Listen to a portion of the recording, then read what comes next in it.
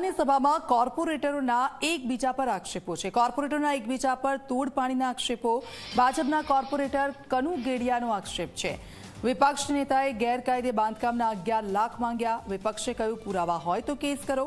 ગઈકાલે સામાન્ય સભામાં આ અંગે જ હંગામો થયો હતો। એકબીજા પર આક્ષેપો કરી રહ્યા છે। ભાજપના કોર્પોરેટર કનુ ગેડિયાનો આક્ષેપ છે કે બાંધકામ માટે 11 લાખ માંગ્યા હતા। વિપક્ષ નેતાએ ગેરકાયદે બાંધકામના 11 લાખ માંગ્યા। પુરાવા હોય તો કેસ કરો તેવું પણ કહેવામાં આવ્યું।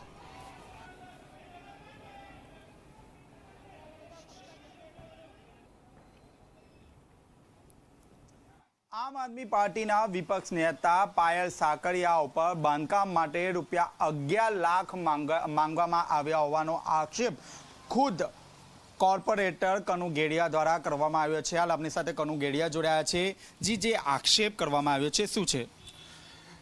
જ્યારથી દિલ્હીના ઠગ અરવિંદ કેજરીવાલને નવો શોખ જાગ્યો છે કે સ્થાનિક નેતૃત્વને સાઇડલાઇન કરવામાં આવે, પછી તે પંજાબ હોય, હરિયાણા હોય કે ગુજરાત હોય, અહીંયા ગુજરાતમાં આમ આદમી પાર્ટીની સ્થાનિક નેતૃત્વના જોરે 27 કોર્પોરેટરો ચૂંટાયા હતા અને નિષ્ઠાવાન મનોજભાઈ સોરઠિયાની આગેવાનીમાં સજ્જન કોર્પોરેટર ધર્મેશભાઈ ભંડેરી વિરોધ પક્ષના નેતા તરીકે ચૂંટાયા હતા। ધર્મેશભાઈ ભંડેરીની આગેવાનીમાં અવારનવાર સામૂહિક કોર્પોરેટરો, દરેક કોર્પોરેટરો વિરોધના કાર્યક્રમો કરતા હતા, પરંતુ જ્યારથી અરવિંદ કેજરીવાલે અહીંયા પાયલબેનને વિરોધ પક્ષના નેતા તરીકે બેસાડ્યા છે ત્યારથી આમ આદમી પાર્ટી એ તોડપાણી પાર્ટી બની ગઈ એવું લાગે છે અને વિરોધના કાર્યક્રમો કરતાં ભ્રષ્ટાચારના કાર્યક્રમો વધારે ચાલતા હોય એવું લાગે છે। અને આમ આદમી પાર્ટી વિરોધ પક્ષની જગ્યાએ સુરતમાં ભ્રષ્ટાચારી પાર્ટી, તોડપાણી પાર્ટી બની ગઈ છે।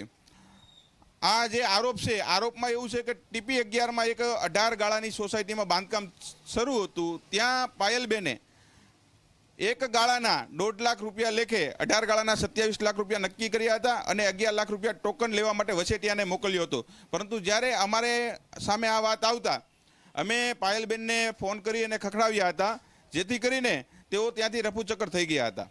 પુરાવા અને વસેટિયાનું નામ અમે ટૂંક સમયમાં આપીશું અને અત્યારે જે ગરીબ લોકો પોતાનું બાંધકામ કરી રહ્યા છે અને રેસિડેન્શિયલ બાંધકામ કરી રહ્યા છે, જો અમે અત્યારે નામ આપીશું તો પાયલબેન તેનો બદલો લેવા માટે તે બાંધકામ તોડાવશે।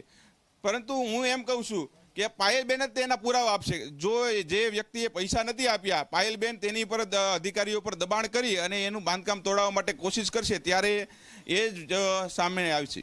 તો પાયલબેન સ્વતંત્ર છે ને એ બધું જ કરી શકે છે, જે તેને ઈચ્છા હોય તે કરી શકે છે।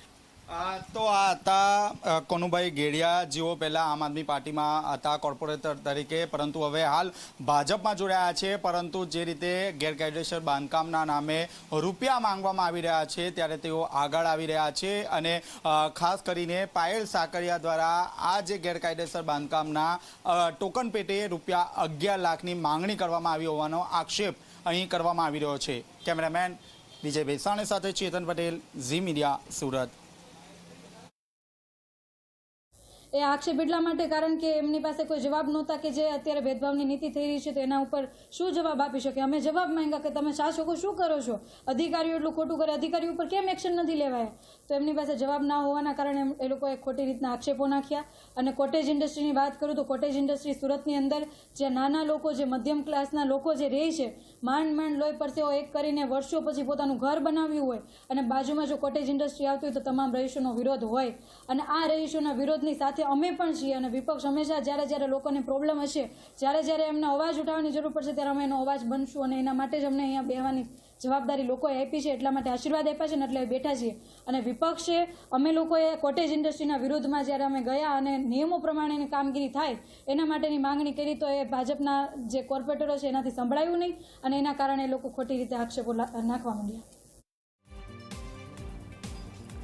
ભાજપના કોર્પોરેટરો એકબીજા પર આક્ષેપો કરી રહ્યા છે।